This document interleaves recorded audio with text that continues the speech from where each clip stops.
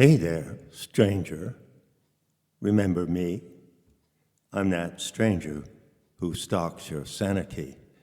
And I'm here again with the 7th installment in the talks on the Great Recovery.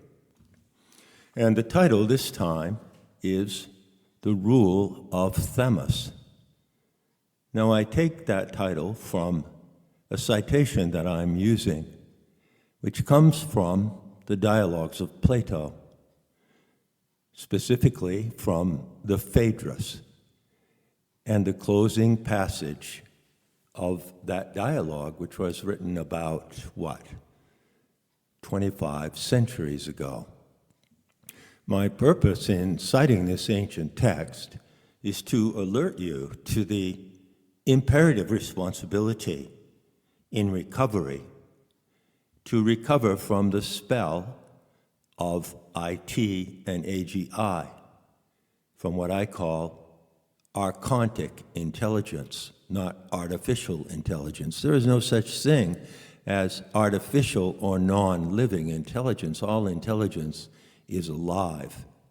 And among the many conditions that we are recovering from, this one, I think you would agree, stands in the forefront.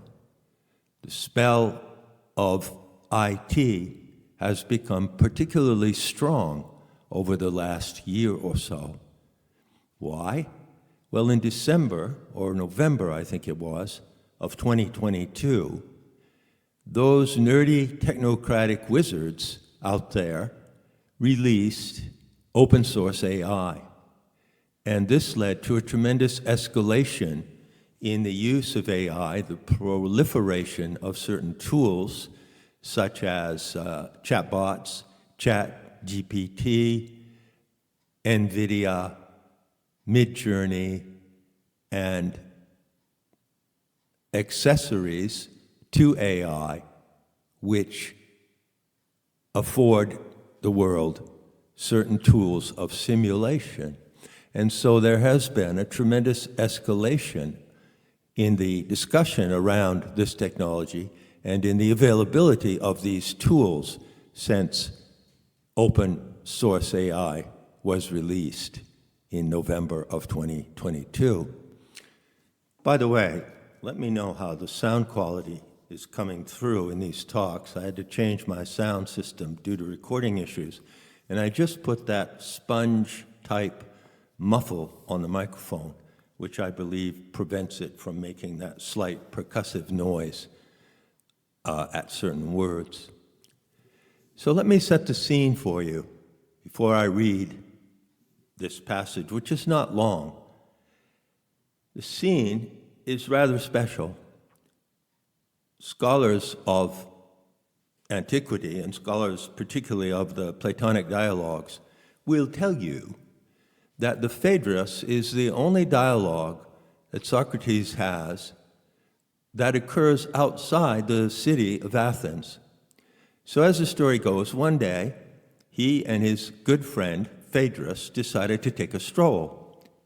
And this little meander took them out of town along the course of a small river, just a brook actually, called the Ilissos, or Lissos, that runs from Athens down to the port of Piraeus. So it's a unique setting. They were outside in nature. And as a matter of fact, the Phaedrus ends with the so-called prayer to Pan, the god of nature. So at the end of the dialogue, Socrates himself pronounces this beautiful prayer. Now I'm going to read the passage without commentary until after I've completed it. But I will add a little comment on the first line because it contains some significant clues to the meaning of the rule of Thamus and how it applies to the view that you and I, in recovery, take toward IT and AGI technology. Socrates is about to recount an anecdote, and the first line begins like this: I heard that Socrates in Egypt was one of the ancient gods of that country, the one whose sacred bird is called the ibis, and the name of that god himself was Thoth. So I'm going to take a moment to comment on this line to contextualize the significance of what you can learn, what is to be learned from the rule of Thamus. Socrates mentions Thoth or Thoth, also known as Hermes or Hermes Trismegistus. So Thoth was the name of the Egyptian god of writing and codes. And he is said to have invented writing. How did he invent writing? Well, the Egyptian legend says that he was walking in nature along the banks of the Nile. He was walking in the sandy area and along close to the swampy regions at the border of the Nile. And he noticed the ibis bird among the wild creatures, among the fowls that inhabited the banks of the Nile. And he noticed that this stork-like, long-legged bird, when it walked, left certain imprints in the sand. And they were not always the same. They varied depending on the speed it was walking, depending on the wetness of the sand, the depth of the imprint, and depending on other factors like how it might turn direction. And he studied the ciphers of the feet of the ibis in the sand, and that inspired him to invent writing. Now, there's a great lesson in that little anecdote. The lesson says, or what does the lesson say? To me, it speaks very obviously. It says that humans invent technology based on the observation of nature. Now, there are other wonderful examples of that, parallel examples in world mythology. For instance, there is a Chinese folk hero called Fu He, and he is kind of a shaman, madman, a shaman sage that lives out in the wilds. And it is said that one day Fu He came upon a turtle, and he sat down and he looked at the back of the turtle, and he observed the patterns on the back of a turtle, of that turtle, which anyone can look at by pulling up an image of a turtle. And he contemplated those patterns, those natural living patterns of nature, just as Thoth contemplated the footprints of the ibis. And the Chinese legend says that from contemplating the marks and the geometrical design on the back of a tortoise, that Fu He invented the 64 hexagrams of the I Ching. Now that is an advanced technology. The 64 hexagrams, consisting of combinations of 6 lines, is a high feat of technology. But once again, it derives from intimacy with nature and direct observation of nature, which, by the way, as you may have inferred by now, the technology of IT, informational technology, and AGI, artificial general intelligence, does not. It does not derive from observations of nature. It is a purely self-referential, arbitrary, computational code. It is an artificial code. It is not a living, nature-based code. This is one of the first points to be drawn from the story that brings us the rule of Thamus.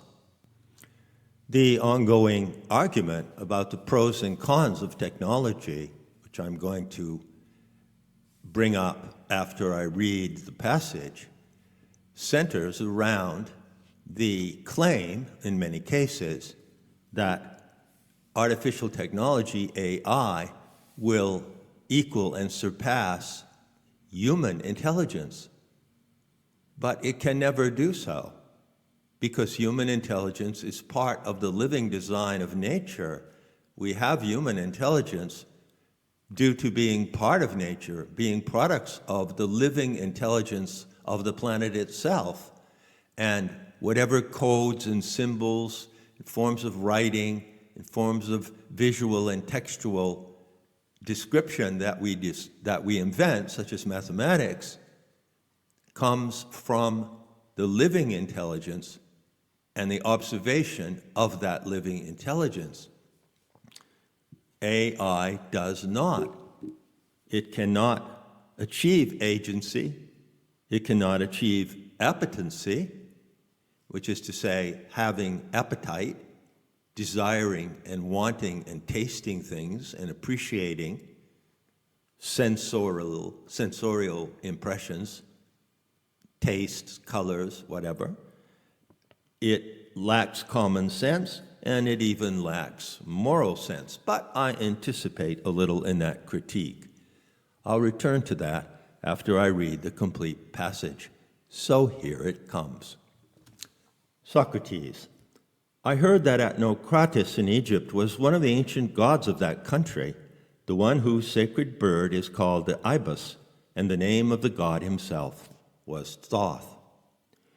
He it was who invented numbers and arithmetic and geometry and astronomy, also drafts and dice and games to play, and most important of all, letters for writing. Now the king of all Egypt at that time was Thamus, who lived in Thebes, and they call him the embodiment of Amun. The story goes that Thamus said many things to Thoth in praise or blame of the various arts, all too long to repeat. But when it came to letters, Thoth said, "This invention, O king, will make the Egyptians wiser and will improve their memories, for it is an elixir of memory and wisdom that I have invented." But King Thamus, the Pharaoh Thutmoses, replied, "Most ingenious Thoth, one may have the ability to create such things as alphabets, but the ability to judge of their usefulness and harmfulness is another skill. And now enthusiasm leads you, the inventor of letters and codes, to ascribe to them a power the opposite of what they really possess. For this invention will produce forgetfulness in the minds of those who learn to use it, because they will not practice their memory. Their trust in writing, produced by external characters which are not part of themselves, will discourage the use of their own innate power of memory. You have invented an elixir, not of memory, but of reminding. And you offer your pupils the appearance of wisdom, but not true wisdom. For they will read many things without instruction, and will therefore only seem to know many things, when they are, for the most part, ignorant and hard to get along with, since they are not wise, but only appear to be wise." End quote. Now, I don't know what you may make of that passage, but to me, personally, it is a brilliant piece of critical exposition. And whatever the takeaway is for you, I would advise you of that one single phrase. One may have the ability to create such things as alphabets, but the ability to judge of their usefulness or harmfulness is another skill. What does that tell you? This is the essence of the rule of Thamus. It's an extremely important guideline for recovering from the spell of artificial technology. Those who invent it, the engineers, the software code writers, and everyone who is on the inside of that technology are the least qualified to judge of its usefulness or harmfulness. There you have a brilliant boundary statement to criticize technology. You and I generally don't know how it's invented. We can't write code, and we don't know everything that goes into training large learning language models, whatever they're called, LMMs. And we do not know very much at all about how the technology is invented. Those who have invented it tell us about its usefulness or harmfulness. The great debate is on. But beware, exercise caution, draw a boundary. Be mindful that those who have invented this technology are the least qualified to know how to use it. They are the least qualified, less qualified than you and I, who know nothing about how it is invented, to say how it can be used for good or harm. So, remember that when you listen to them, if you ever do. There are two tendencies, or shall I say, two sides of the debate: the technophiles and the technophobes, the utopian and the dystopian views of IT.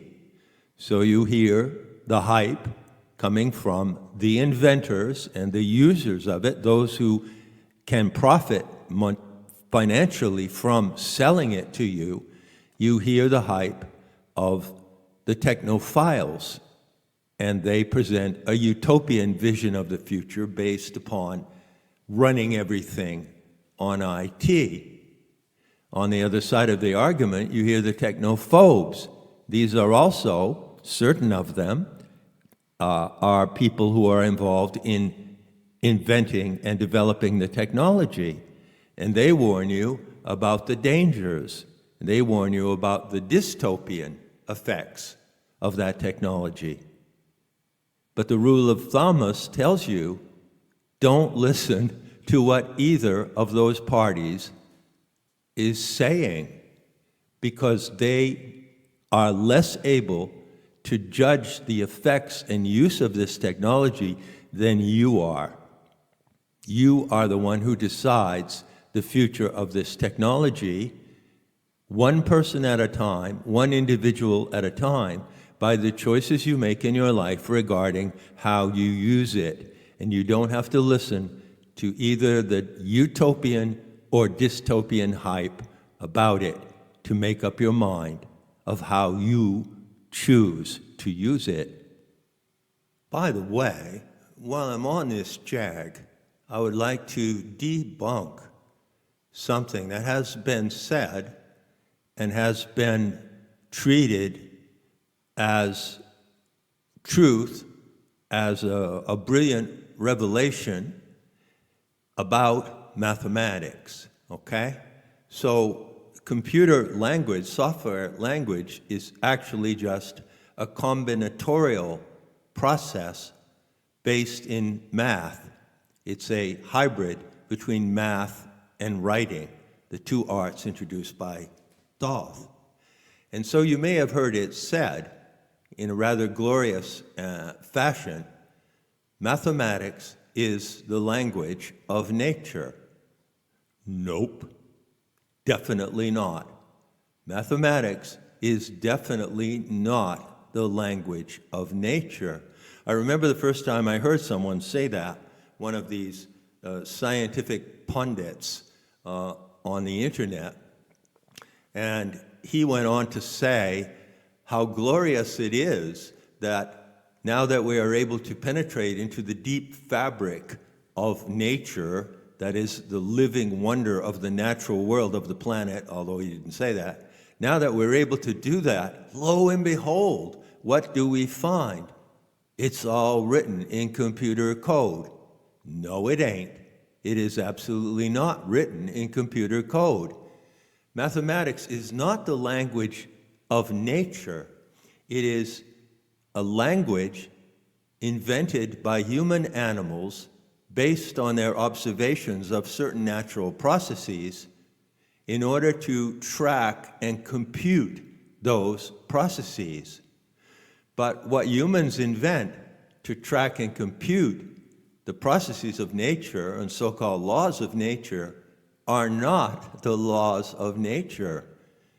Mother Nature does not need mathematics to form the shell of a turtle or tortoise.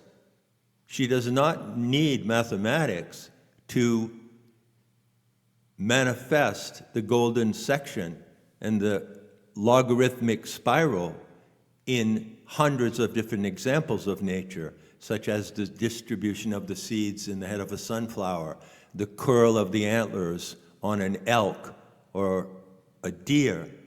She doesn't use math to do that. Humans invented math in order to follow the way she does that, you see. So I wanted to make that point because it's been bugging me for many years, and I really get angry when people make glorified statements like that, scientific pundits, and they go out and they become memes and they become propositions accepted uncritically by the masses and even by a lot of intelligent people. It sounds very wonderful to say that. Mathematics is the language of nature. But it's not fucking true. So I'll conclude on that point. But I will stress, once again, that to recover from the hype and the false mystique of this archontic technology, it's your responsibility to decide how it will be used. Your responsibility in recovery to set the boundaries on how to use it. Enough said, and I'll be seeing you in the beauty that kills.